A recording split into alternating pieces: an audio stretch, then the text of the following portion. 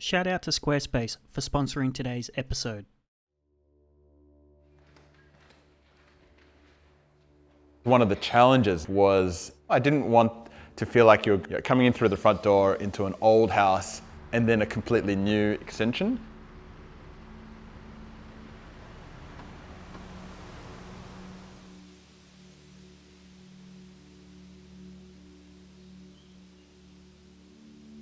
We purchased this house around 2015. That was a pretty big auction that day, and I think everybody was attracted by the facade of the house.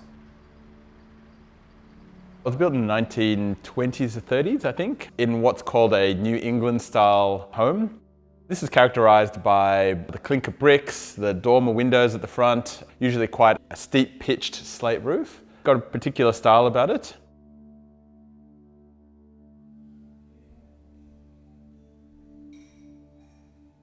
Part of the brief was to create more of a family home.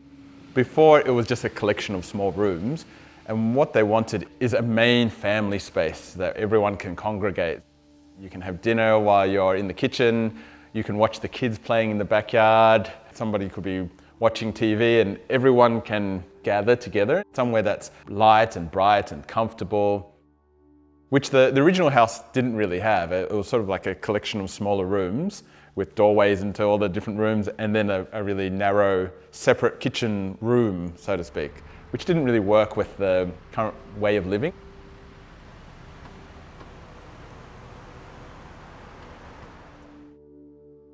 One of the challenges was I didn't want to feel like you're coming in through the front door into an old house and then a completely new extension.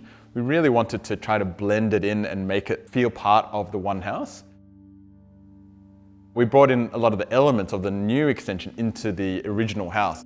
Things like the new flooring, the steel frame doors, those partitions, to make the house feel like there's an existing part of the house and an extension, but make it feel sort of seamless rather than old and new.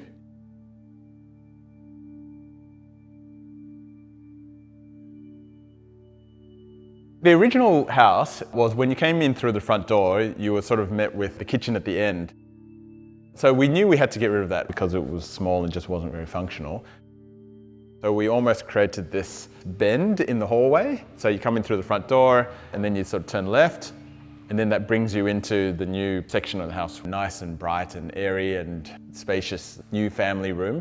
It's been located to the south side of the block so we can get this wall of north-facing windows. And there's a master bedroom and an ensuite and walk-in robe. I had a good office before, and that's why I told Anthony I need another good office equals to the one I had before, and he did it.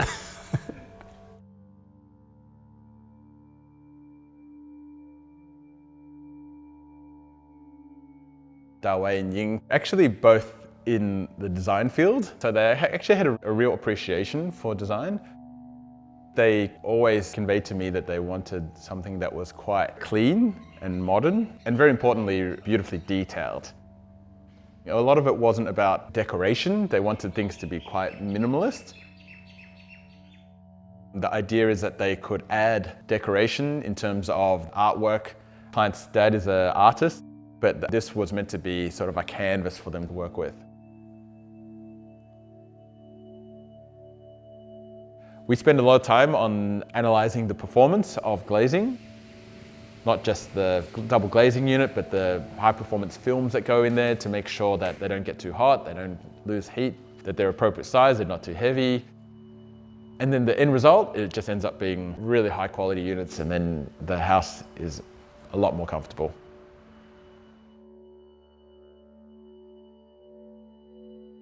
The first week in the new house is fantastic. And especially for the kids, they were so happy. They have an area to running around.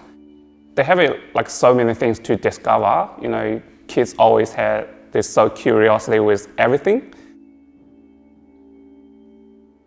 The most area I loved about the house is a new area just being built. During the nighttime, we spend time together. We spend family time together with all the kids playing around. and we can watch tellies together, we play games, we're reading books, we do all sorts of things with the kids. So that's the happiest time. A special shout out to Squarespace for sponsoring this episode. When I built the Design Emotive's website years ago, I went with Squarespace. Squarespace gives people a powerful and beautiful online platform to build a website and presence. While I like to keep my website simple, you can connect with your audience and generate revenue through gated, members-only content.